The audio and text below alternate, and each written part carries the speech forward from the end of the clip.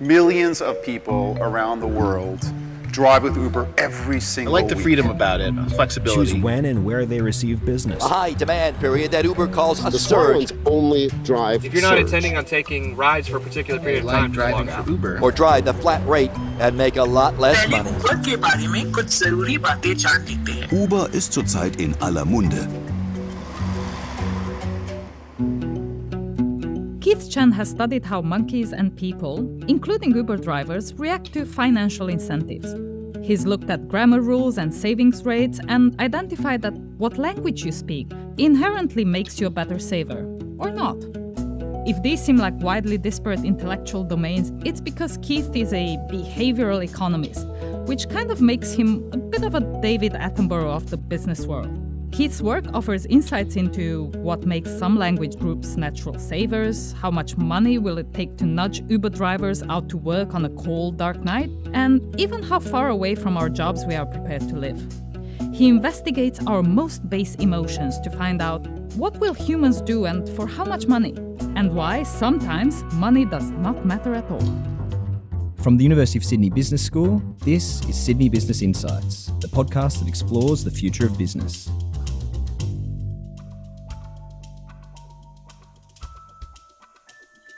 Hello, I'm Sandra Peter, and in this episode of Sydney Business Insights, Monkey Money Business. As part of the University of Sydney Business School's Global Executive MBA program, we met with UCLA economist Keith Chen, who taught monkeys how to use money in order to better understand how humans make economic decisions. So actually, without much of a clue or of a sense of well-founded hopes that this was going to lead to anything, some colleagues and I began plotting to teach two groups of monkeys how to use money.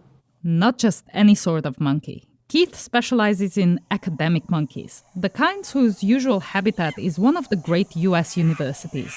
Apparently, Yale and Harvard breed different monkey personas. One is a small Tamarind laboratory at Harvard that has these pair bonding, very social, almost kind of socialist monkeys. And the other was these kind of brown-tufted capuchins who lived at Yale that were just the opposite, a big alpha male society, like very hierarchical. You couldn't ask for two more different kind of groups of monkeys. Behavioral economics is a fairly new branch of the economics tree. Economists like Keith invert traditional economic theory. Conventional economics asserts that people make choices based on a rational analysis of what is in their best financial interest. Behavioral economists study people's motivations, be they psychological, cognitive, emotional, or cultural, to understand how we make decisions. Moreover, they study changes in the man-made environment to see if those adjustments alter our behaviors.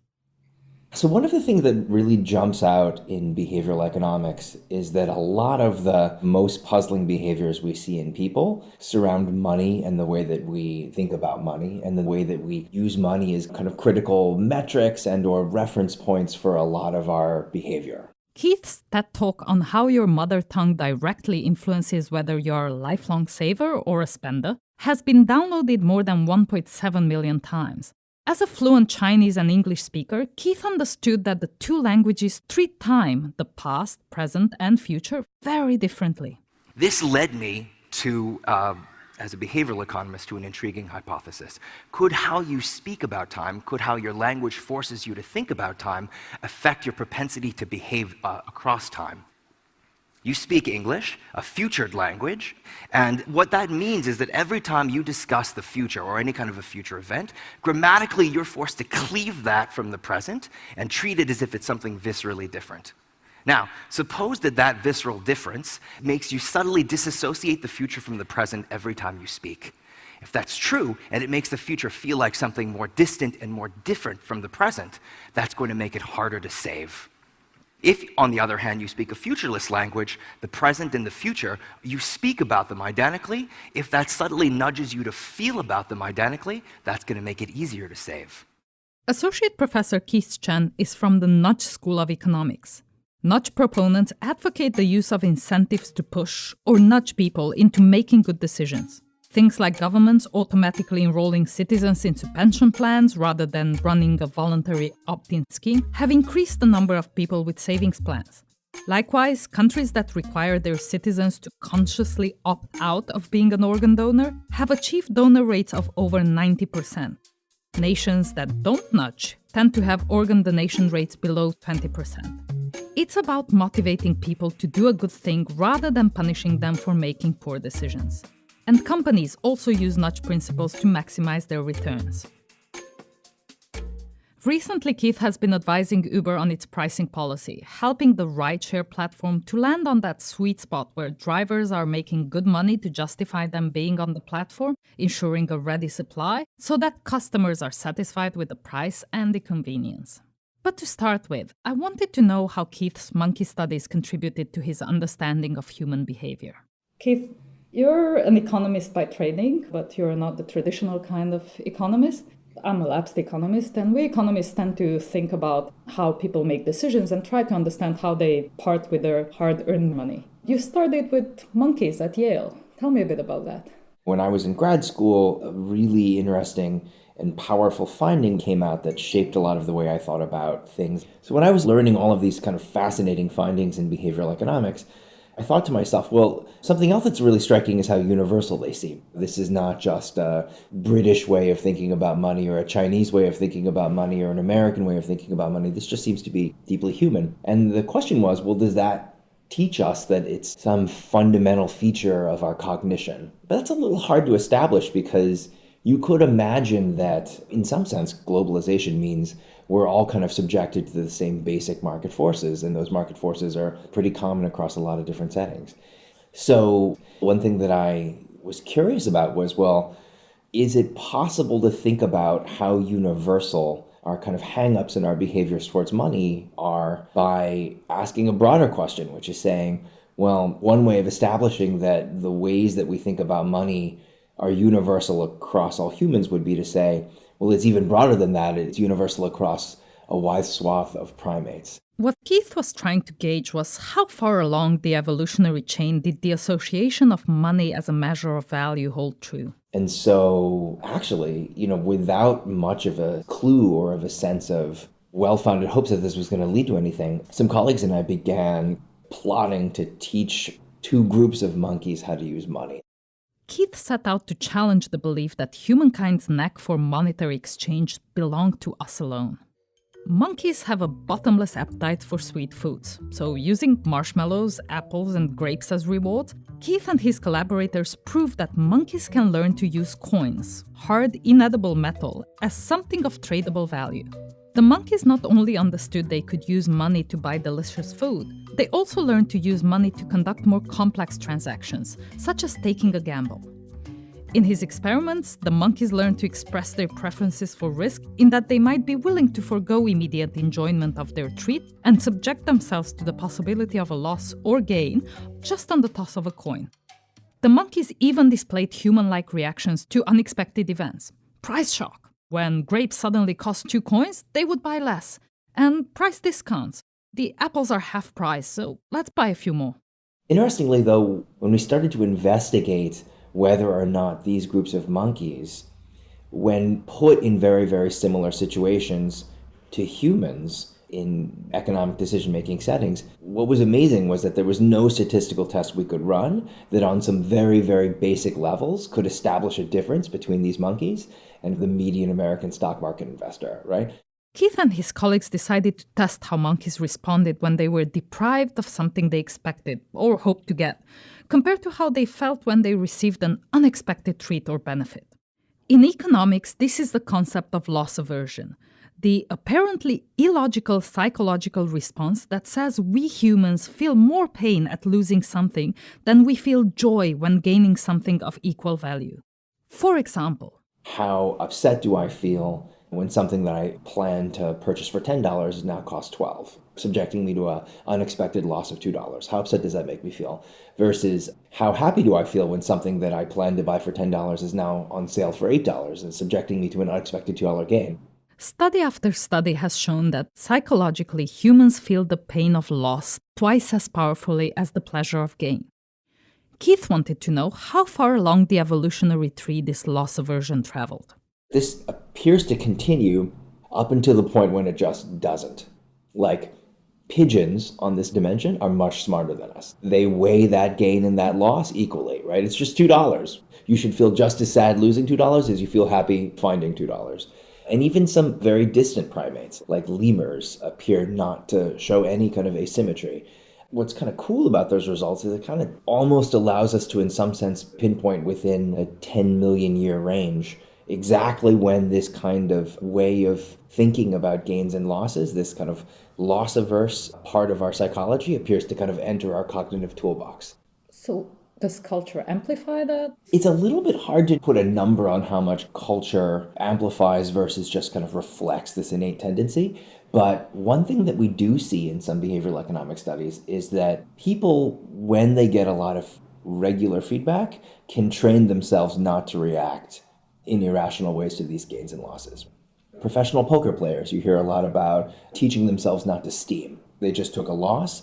That's no reason to lose your head and then make a stupid bet on the next hand. And good professional poker players teach themselves not to feel that way. Stock traders with some large amount of experience kind of show this. John List, a prominent behavioral economist, found that professional baseball card traders, because it turns out he was interested in baseball card trading, don't show this after a good amount of experience. What's interesting is that even those professionals who have learned to show this in their professional lives, when you take them just 10 feet away from what they're good at, immediately start showing this again. So, the stock market trader, if his hobby is to trade baseball cards, even though he's trained himself not to behave in this particular way in his day job when he's trading stocks, will immediately start behaving this way when someone offers him a less good deal than he expected on his vintage Babe Ruth. And vice versa. The professional baseball card trader, who's really, really dispassionate and smart about that, does some really crazy things in his retirement portfolio. So what's interesting is that it paints this picture of this very innate, ancient parts of our psychology that, of course, we can overcome with some thought, right? That's kind of part of being a self-reflective human, but that's still deeply a part of us and that we kind of revert to quite naturally and easily. You've studied capuchin monkeys and how they behave when they get unexpected amounts of food with regard to how much money they've decided to pay for that food. How have you carried over some of those insights that you've gained there in your role at Uber? And what is your role at Uber? I should say that this is in the past. It was my role at Uber. I recently kind of returned full-time to UCLA as a professor of behavioral economics. When I was at Uber, one of the main things that my team worked on and thought a lot about was how to get both drivers and riders on the Uber platform to act dispassionately and for drivers make more money and for riders take the most convenient ride for them. It's interesting because we often think about people as needing kind of nudges to work and keep good work habits. So let's take drivers, for instance. So the core of the business model is that Uber only makes money when the drivers make money, right? So Uber, roughly speaking, takes 20% commission of all of the trips that riders book. So Uber as a platform only really makes money when drivers make money. And in that dimension, their interests were very well aligned with drivers. And a lot of what my team at Uber tried to do was to help drivers make as much money as possible in as short a time as possible and maximize their hourly earnings. And in doing so, help drivers appreciate the platform, hopefully spend more time on the platform, and make both themselves and Uber more money. That was something that was really important. And you could imagine a couple of dimensions on which you could do that. So one dimension is trying to help drivers figure out if they could pre-plan being on the platform, what times of day would be most useful for them. A more important thing would be if there are times when the platform really needs more drivers, like rush hour, a lot of people are using Uber to get around downtown. If you could give drivers a little bit of extra incentive to spend time on the platform at those times, that was going to be a pure win for both drivers and for the platform. Keith started to experiment using the nudge mechanism of surge pricing to see how it might change Uber driver behavior. Uber drivers being independent agents who are under no contractual obligation to roster on. So early on, surge pricing came into the picture as an idea where when there is an imbalance between the number of people who need rides and the number of people who would be willing to provide those rides at just a flat fare, we could increase the price to say, well, listen, hey, now's a time when it would be really valuable to people trying to get where they need to go to have you on the platform. If you can spare a little bit of extra time, you should. You could imagine the presence of surge pricing doing kind of three things. So imagine that the price goes up at some point in time in your city. You could imagine that it brings more people onto the platform. There's somebody sitting at home, they're watching the basketball game, and their team's losing and it's just getting depressing. Okay? If, for example, a little notification could pop up on their phone and say, hey, somebody just 2 blocks away from you wants a ride somewhere, and how would you feel about taking them to the mall and earning $20? If this happens to be a time when you're losing interest in the game, that might be a great idea. So it could bring new people onto the platform because we've just increased prices at a time when they're willing to work for that price. That effect turned out to be relatively small. When people are not planning on driving on the platform, The price nudge touches Uber drivers in different ways depending on their current location. it takes a lot to get them to change their plans and hop on. What turns out to be much bigger effects, and what surge pricing was much more effective at, was if someone's already driving on the platform, they're already taking a few Uber trips. Let's say this is a person who normally does 3-hour shifts. If it's surging, a very large observed effect was that drivers were willing to take a couple of extra rides at the end. Hey, if we're getting paid twice as much as we normally do, like surge is 2.0, a driver who would normally do a 3-hour shift is more than happy to do a 5-hour shift. It's really valuable because those extra 2 hours mean that the next day that they were planning to do another 3-hour shift, they can take that entire day off. And that turned out to be a pretty big effect. What surge pricing on a citywide level was able to do was not necessarily at any given moment in time bring more drivers online, but it was able to give extra incentive to the drivers who are currently driving to do a few extra trips. It turns out a really big part of surge was also the ability to get drivers, both through the price mechanism, but also because it gave them a good visualization, to move a little bit to the parts of the city where they were needed most. To appreciate the Uber story, it's helpful to consider a few facts. Started 9 years ago in San Francisco, Uber now operates in 81 countries and more than 600 cities. More than 2 million Uber drivers have carried out over 5 billion rides, and by some estimates, Uber is now worth around $70 billion. And at the end of 2017, it was operating at a loss of about $4.5 billion. One of the operating principles driving Uber's thinking was the service has to be as reliable as running water. But in order to do that, sometimes there are more people who want rides than there are people who are willing to provide them, or vice versa. And so the search mechanism for riders, the thing that we always hope that it would do, would be allow people who need to go now to pay a little bit of extra to purchase that reliability. And when you're late for a flight, you can always get an Uber car. It's just that if it happens to be at a time when a lot of other people need those cars too, it's going to cost you a little bit of extra, like 30% more, something like that. Uber customers also responded differently to price nudges. And again, Keith found that riders' behaviors defied traditional economics. One really interesting behavior that we saw was that people responded very differently to price increases in that surge multiplier, depending upon the exact number that was framed. So think about it this way. 1.0 surge, that's exactly the normal price. 1.2, you're paying 20% more. 1.3, you're paying 30% more. And just like rational economics would suggest, 1.2, 1.3, 1.4, 1.5, demand just kind of drops. A lot of people say to themselves, well, I've had experience with this platform. It's 1.4 right now. I don't need to go right now. I can wait 15 minutes and see if the price drops. And often it does within the next 15 minutes. But in real life, it's not just about the money. This does start to break down, or what you start to see is interesting psychological phenomena. So 1.9, and that's a really rare event. Uber almost never gets to 1.9, but say a concert's getting out at a stadium near you, there's just not enough cars to take everybody home. The interesting thing is that between 1.9 and 2.0, there's a very big drop-off. The amount that demand drops off between 1.9 and 2.0 is 6 times larger than the amount that demand drops off between 1.8 and 1.9, even though the absolute price change is exactly the same. What's also interesting is that at least for new Uber riders, you actually see something that's even more puzzling from a normative economic perspective when the price goes up even a little bit more from 2.0 to 2.1. For new Uber riders, slightly more people are willing to take rides at 2.1 than they are at 2.0, even though at 2.1 those rides are slightly more expensive.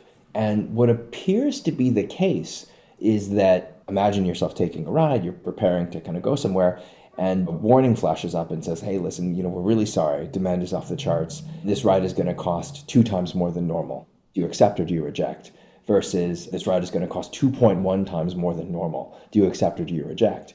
What's interesting is that what the evidence seems to suggest is that at least for new Uber riders, that 2.1 seems non-arbitrary. There must be a very fancy algorithm going on here. 2.1? Okay, well, that must be the fair price. Fine, I'll pay 2.1. Whereas 2.0, they're just ripping me off. Rides are twice as expensive right now. I'm not doing that. What do you take me for?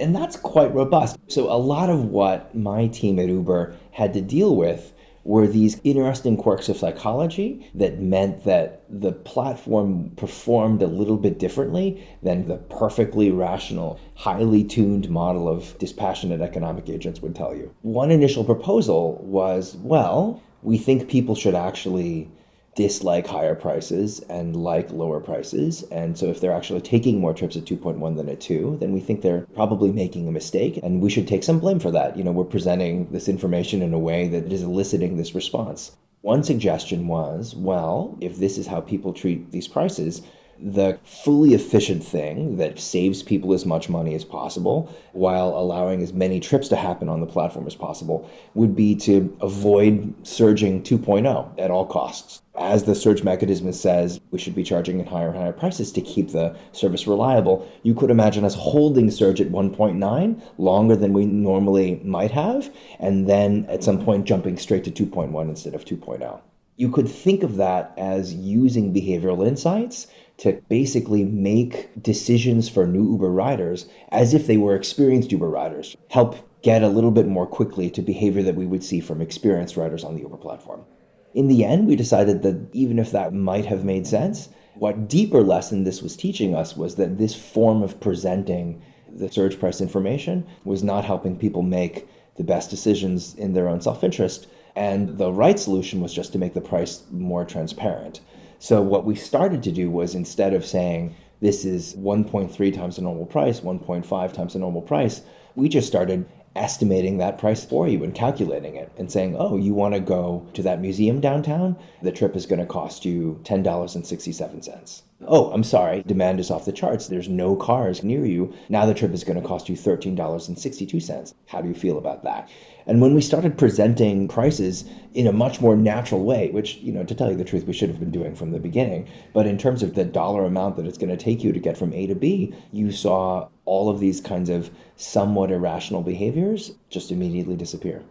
It sounds like your time at Uber has allowed you to gain some incredible insights, and some of this is because of the tremendous data that Uber has, and it's allowed you to think a bit differently about some of the types of problems that you could be investigating. Where to next? Wow. I think as an economist who's had the good fortune to work with this amazing amount of data and really insightful data about people's behavior, Uber and Uber's data have provided researchers insights into two, what I think of as like really important changes in the way that we work and the way that we live.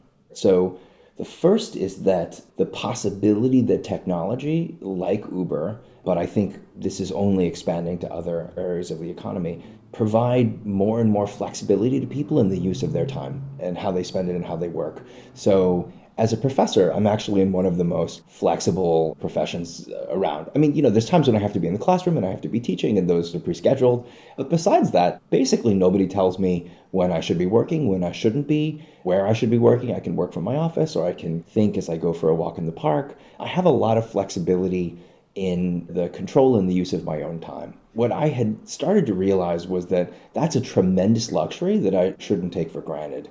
Most people who work in the economy, if anything, experience not just less flexibility, but in fact negative flexibility. So, for example, if you work in the restaurant industry, not only do you sometimes not have control over when you work, sometimes you can get a call from your boss that says, oh, I'm sorry, somebody else is sick and didn't come in for the shift. You're going to have to come in today. Right? So that's like not only a lack of flexibility, it's not only that you don't control your hours, you in fact don't even control the surprises, and the surprises can be negative surprises, right? It's kind of negative flexibility. What I think is interesting is that technology is allowing more and more of the economy to move in the direction that kind of professors enjoy. We're just going to have a lot more control over our time. And the way that people respond to that is really fascinating. Uber and other kind of gig economy platforms are basically the first time in history that large swaths of the economy can basically tap their smartphone and turn on work. and then whenever they want to, take out their smartphone, tap it again, and turn off work. That's a tremendous change, and I think something that is potentially revolutionary and that we don't fully understand the implications of yet. But that Uber data gives us a first peek at what I think of as a relatively massive change in how we all get to organize our own lives. There will be unintended consequences of even things like flexibility, for instance.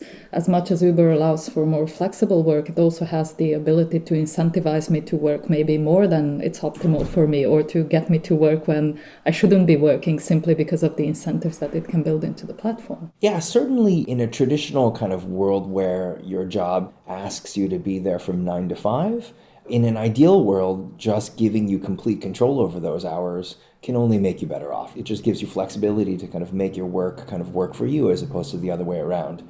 But certainly you could imagine a transitional period where people have to learn how to deal with that flexibility, right? And we all have experiences where sometimes a little bit of rigidity kind of helps us, right? That we can set up arbitrary rules for ourselves about every morning having to go to the gym between 6 and 8 a.m., and that rule kind of maybe not being exactly the right thing in the middle of a snowstorm or in the middle of a heavy rain, but we just kind of feel compelled to stick to it because that kind of rigidity actually helps us overall live our lives a little bit better. I get the feeling that in the advent of technologically provided flexibility in how we all work, we're all going to have to become a little bit more sophisticated about the rules that we impose on ourselves in order to make that new world just work a little bit better for us. Beyond Uber lies the yet-to-be-realized era of self-driving vehicles. Keith thinks autonomous vehicles are coming and their impact will be profound. In both a really liberating way and potentially a really disruptive way. Up to now, professional drivers have been immune to the offshoring encountered in other low-skilled jobs. Not only might autonomous vehicles decimate these jobs, the impact could be huge, not in the least because long-haul truck driving is over 3% of the American workforce, which is a surprisingly high number. And in more than 20 states in the United States, it's the most common job that people who live in that state report. So I think that's going to be extremely disruptive, but hopefully more efficient and safer for the economy. It also turns out to be a relatively taxing job, both on people's personal relationships and their health as a whole, a somewhat dangerous job. Keith also predicts that driverless cars will change the way we work and the shape of our cities. A relatively persistent pattern in the United States has been that the average commute for an American is remarkably constant across time at around 37 minutes. You build a brand new highway, on average increases commuting speeds from 50 miles an hour to 65 miles an hour. People move just a little bit further out to that next beautiful suburb that's just been built and basically have no change in their commuting time. I think self-driving technology may be the first major technological change that kind of cracks that nut. I think I would be willing to commute an hour in the morning if what I'm doing during that commute is not having to pay attention to the road and drive, but instead could kind of sit back, check my email, check my Twitter feed. Yeah, it's a little bit more like allowing all of us to enjoy a train commute as opposed to driving. And I also think it's going to make car travel dramatically more efficient. When cars are self-driving, it's possible for one lane where all of the cars in that lane are self-driving and can be speeding along at 80 miles an hour, only a foot between each car, just bumper to bumper. That's both much more efficient because chained cars like that save a lot of energy because of minimizing air resistance. But also it just means that that lane can both experience zero traffic setbacks and also just carry a lot more people. And I think that efficiency is going to mean a lot for people's lives. Is there anything you're afraid of? I do think that even a techno-optimist has to pause and say that with the advent of new technology, at the very least, users, we're all going to have to grow up a little bit in our use of technology and understanding its implications for how we live. So we don't quite understand the extent of it yet, but the degree to which social media and what's called like fake news spreading on social media had an impact on the last US national election, I think is not fully understood, but appears likely enough that we kind of really have to understand. How does social media change the way that we all participate as citizens in a democracy? I do think that we're going to all have to become much, much more self-conscious protectors of our own privacy and stewards of our own data in ways that we never have been before, right? So in principle, you could always have learned a lot about a person by sifting through their garbage every week, right? But we were all kind of protected from that a little bit just by the fact that it's kind of inconvenient to sift through somebody's garbage. And maybe I've been lucky, but I've never been interesting enough of a person to ever have someone want to sift through my garbage. But now, thanks to technology, sifting through millions of people's effectively kind of digital garbage using machine learning techniques and using kind of big data techniques has dramatically dropped that barrier, right? Because of that, things that we didn't need to used to worry about, we may have to become all a little bit more self-conscious about. Keith, thank you so much for talking to us today. Yeah, thank you so much. I've really enjoyed it. If you'd like to hear a bit more from Keith on his groundbreaking work with money or monkeys, you should definitely check out the University of Sydney Business School's Global Executive MBA program. In the meantime, here's a short clip from our fellow podcaster Stephen Dubner from Freakonomics. Dubner is describing one of Keith's more surprising findings when he was working with the Yale capuchin monkeys, a discovery he did not intend to make. And then out of the corner of his eye, Keith Chen would see something that later he would really regret having seen, which is one monkey who's still holding on to a coin goes over to the second monkey and gives the second monkey the coin. And now Keith Chen, the economist, is thinking, what am I seeing in the monkey economy? Is it monkey altruism? Is it the repayment of a loan of some kind? There were a couple seconds of grooming between the monkeys, and then, bam, it's monkey sex. It is the first recorded instance of monkey prostitution in the history of science. And then to show how thoroughly the monkeys understood the concept of money by now, after the sex was over, which is like 8 seconds, right? Because they're monkeys. After the sex is over, the monkey who had received the coin for sex promptly marches it over to Keith Chen to buy some grapes with it.